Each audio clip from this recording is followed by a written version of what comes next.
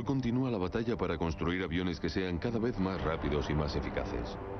Los diseñadores no dejan de hacer pruebas con nuevos materiales, ampliando los límites de los conocimientos aeronáuticos. Cuando ven las palas barridas piensan, cielos, esto es distinto porque va a ser diferente a lo que han visto antes. ¿Es todo lo perfecto que puede ser? ¿Cuánto nos estamos acercando al límite en aviones comerciales?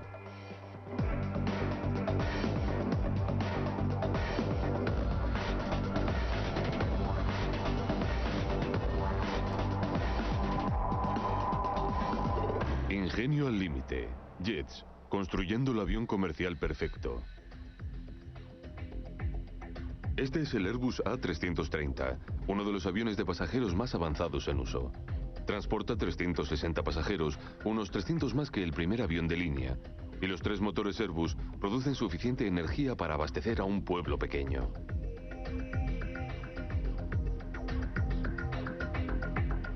El avión de pasajeros moderno es un milagro de ingeniería. Pero el viaje del diseño para llegar hasta aquí ha sido una historia extraordinaria de inventiva y tragedias. Desde el principio, el sueño de los diseñadores aeronáuticos era construir un avión de pasajeros que combinara el excelente estilo del transporte en el viejo mundo con la alta tecnología, la alta velocidad. En los años 40 se inventó algo que revolucionaría el viaje por aire: el motor a reacción. Fue una época excitante. Los motores a reacción eran la auténtica noticia. Se hablaba de ellos todo el tiempo. Los aviones a reacción aparecían en los periódicos, en las noticias. Estaban batiendo nuevos récords. Era un modo de transporte revolucionario. Y el primer avión de pasajeros que usó motores a reacción fue el Comet. El Comet fue el que atrajo la mayor atención cuando despegó.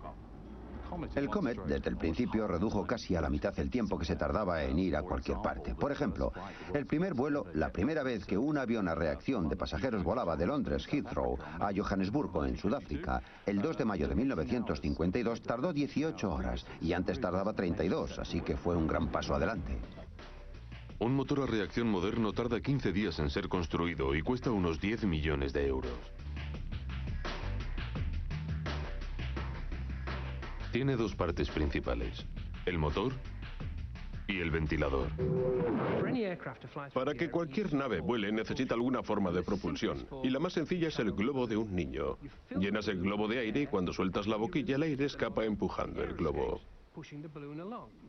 En un avión a reacción el aire lo recoge un ventilador que es dirigido por el motor. Esta turbina recoge alrededor de 1 tonelada de aire por segundo, lo impulsa hacia atrás y empuja el avión por el aire. Se recoge 1 tonelada de aire por segundo, que es suficiente aire para vaciar 2 pistas de squash. Para viajar más rápido, los diseñadores sabían que necesitaban pasar más aire por el motor. Esto se convirtió rápidamente en el santo grial. En 1950 se diseñó una pala de ventilador para un motor a reacción de unos 30 centímetros. Los diseñadores sabían que la forma más sencilla de mover el aire a través del motor era aumentando el tamaño de las palas del ventilador. Pero así se estaban creando otro problema: las palas más grandes pesaban más. Así que en los años 70 intentaban encontrar una manera de hacer palas más grandes y más ligeras. La respuesta: hacerlas huecas. Estas palas huecas se utilizaron en 1984 en los Boeing 757 y después en los 747 y el Airbus A320. Pero no es fácil hacer una pala hueca.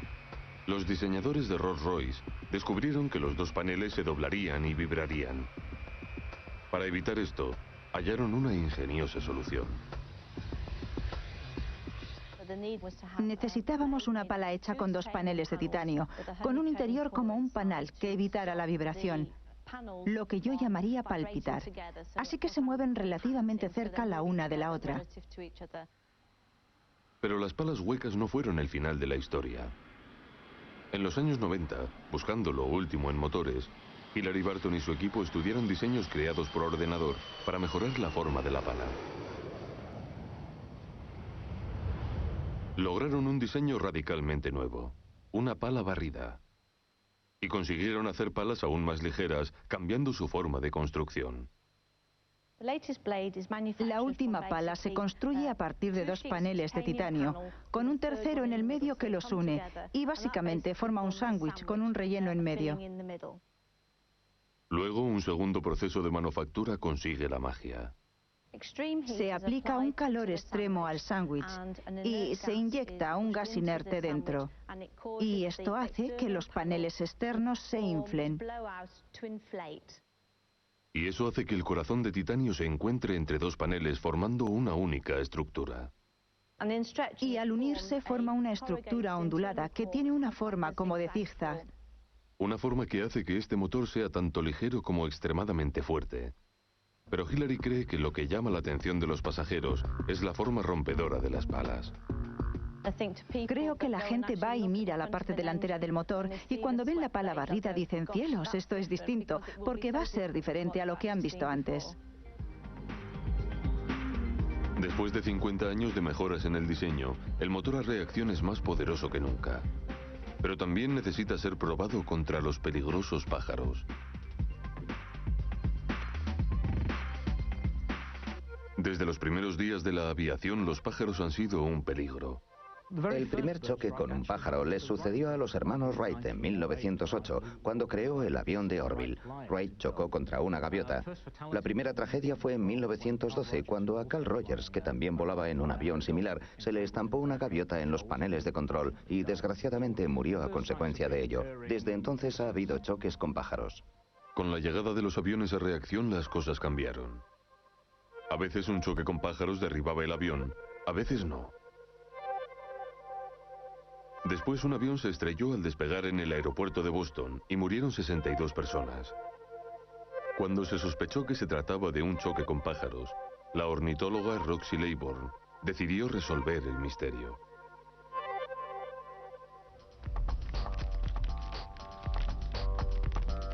Comenzó a examinar los restos de los pájaros que habían chocado contra aviones, intentando establecer si había un modelo sobre qué pájaros eran los más peligrosos.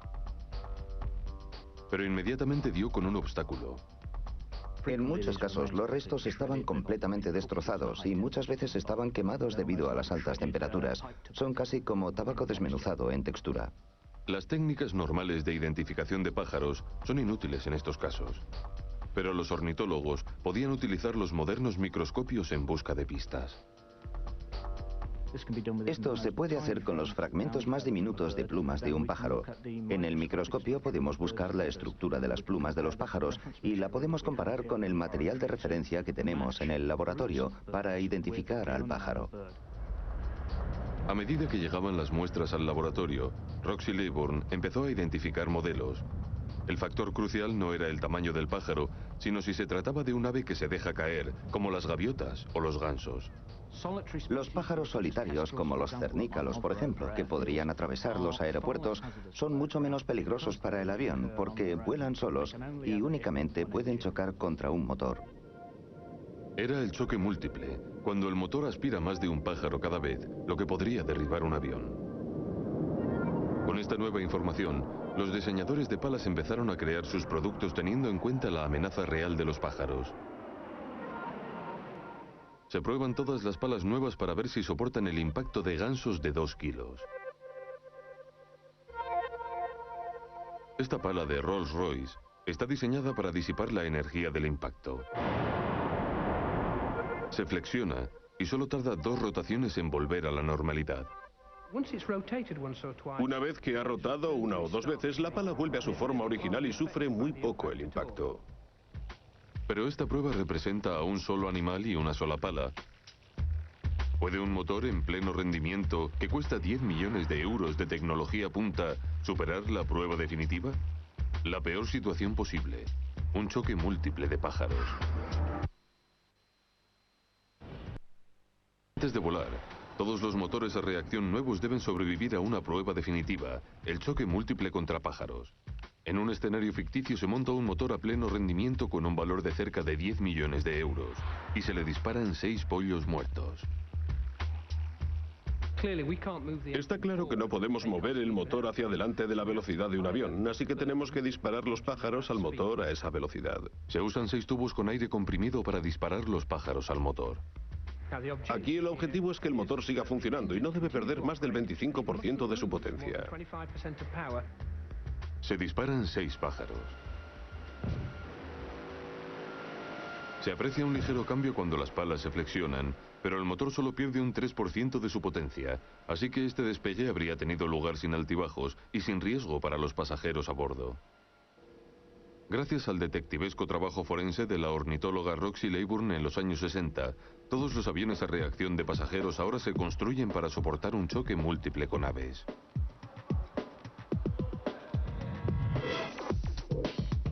Hace 50 años el motor a reacción transformó el viaje por aire. Hoy es sorprendentemente potente y superpoderoso. Es el corazón del jet de pasajeros.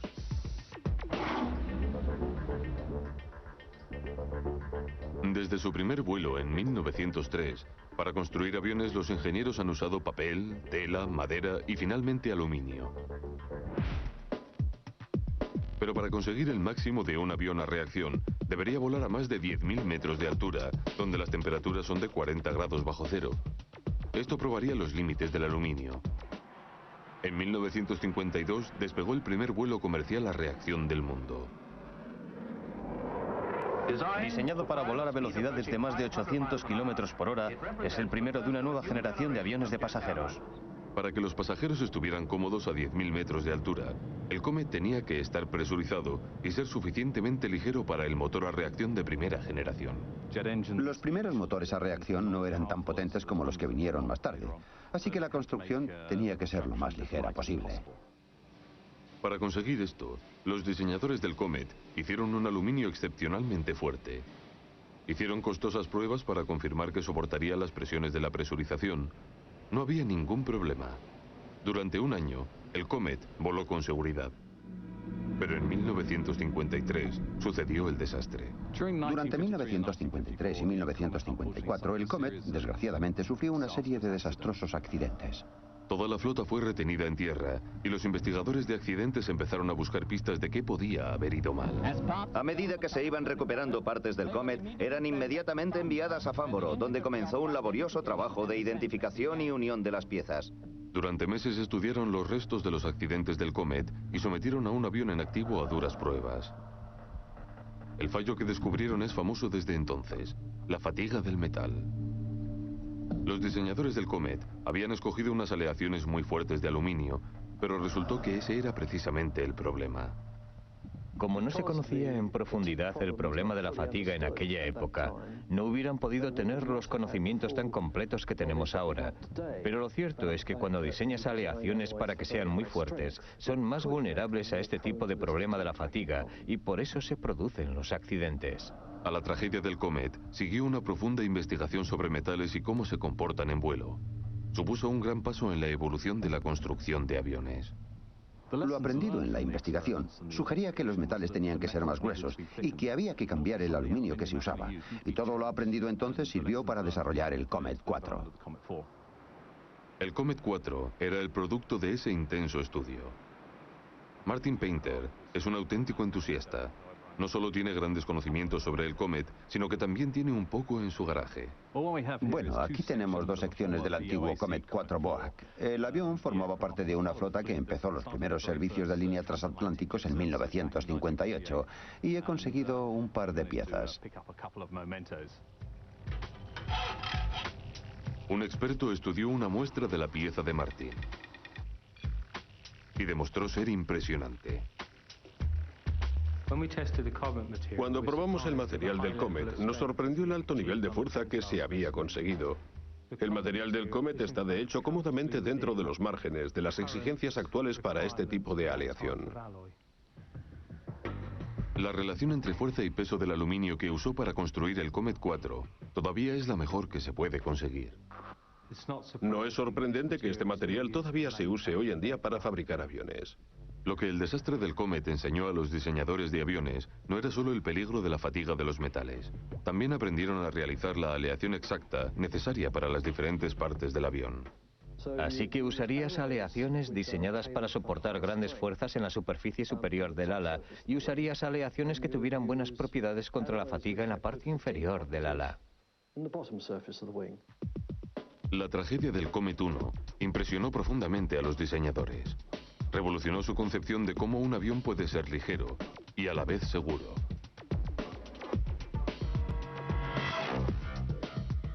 Un avión de pasajeros no puede estar hecho exclusivamente de metal.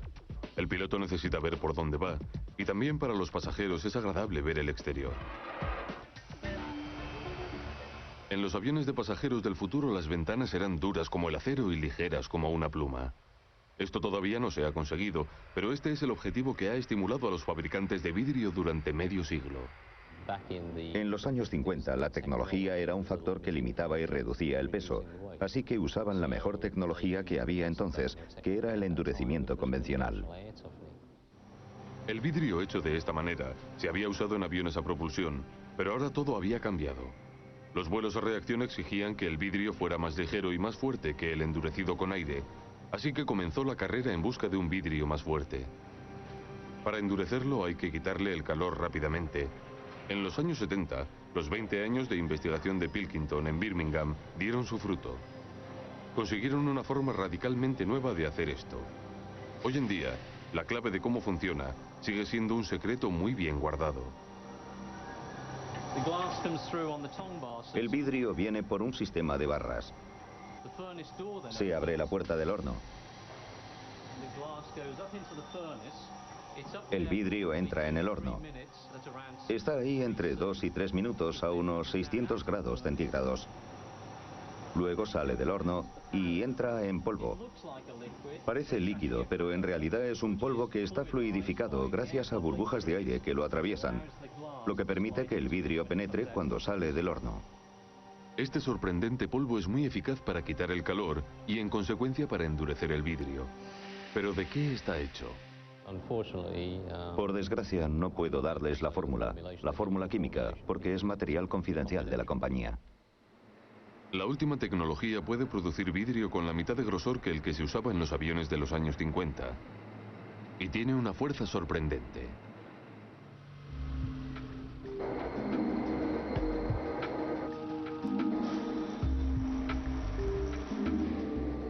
En este experimento, se va a levantar un vehículo que pesa casi 1000 kilos. Todo el peso estará soportado por una sola pieza de vidrio. Es un vidrio endurecido químicamente. Ha sido endurecido sumergiéndolo en las sales calientes derretidas. Y tiene 8 milímetros de grosor. La barra de vidrio se coloca en la parte que levanta el peso. La grúa levanta el dispositivo hasta que todas las cadenas y soportes se tensan. En la siguiente fase, cuando se levanta el vehículo, es cuando la barra de vidrio de 8 milímetros soporta todo el peso.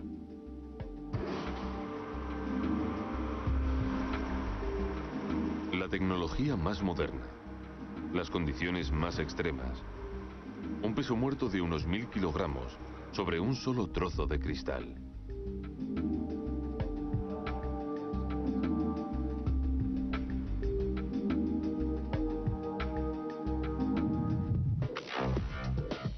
El avión más moderno necesita materiales ligeros, fuertes y que se prueben hasta el límite.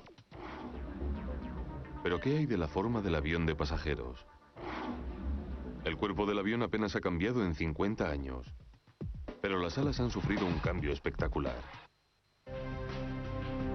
Cambiar la forma de las alas es una herramienta que los diseñadores pueden usar en su intento por conseguir aviones más rápidos y con mejor consumo de combustible. El Comet tenía alas formando ángulos rectos respecto al fuselaje, pero en los años 60, las alas de los aviones a reacción tenían un ángulo bastante diferente. Las alas de la primera generación de aviones comerciales eran básicamente similares a las que se usaban en los aviones a propulsión. Se necesitaba un ala que pudiera limitar el aumento de la resistencia a medida que el avión volaba cada vez más rápido con los motores a reacción. Estas alas más finas y orientadas hacia atrás permitieron a los aviones volar más rápido. Pero a medida que iba aumentando la velocidad, los ingenieros descubrieron que habían creado un nuevo problema. Cuando vuela un avión, el aire que se mueve en la parte superior del ala viaja más rápido que el aire que va por debajo. A medida que los aviones se acercaban a la velocidad del sonido, algo empezaba a ocurrir en la parte superior de las alas que era realmente preocupante.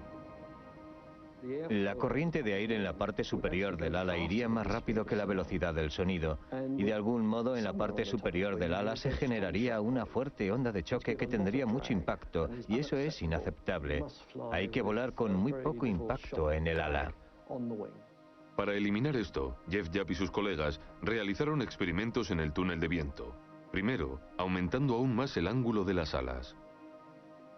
Nos dimos cuenta que orientando las alas hacia atrás, como en este pequeño avión moderno, el A330, donde se ve que el ala no es perpendicular al fuselaje, sino que está inclinada hacia atrás, vimos que eso también ayudaba a reducir la formación de ondas de choque cuando se aumentaba la velocidad. Durante más de una década se siguió modificando la forma de las alas hasta que finalmente completaron el puzzle. Podemos usar nuevos programas informáticos para diseñar teóricamente el flujo de aire y luego lo comprobamos en el túnel de viento para comprobar que hemos conseguido lo que estamos diseñando y los resultados han sido realmente buenos. Han diseñado un ala supercrítica.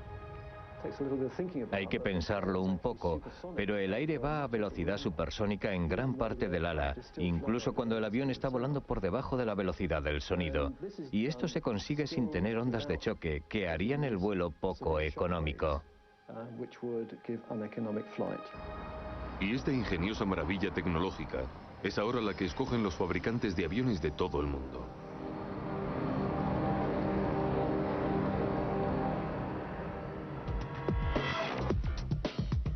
Las alas modernas han conseguido una combinación vanguardista de mayor velocidad y menor consumo.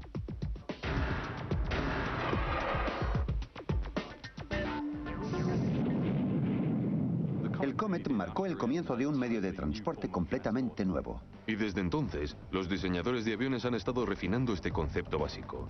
Esta podría ser la última variación del tema. El Airbus 8380, con 2 cubiertas de 800 asientos cada una. Es un avión muy grande, que seguramente se acerca al tamaño límite que un avión podría tener con los materiales y técnicas de hoy. Se exploran alternativas radicales, pero por ahora, aquí está el límite de los aviones de pasajeros.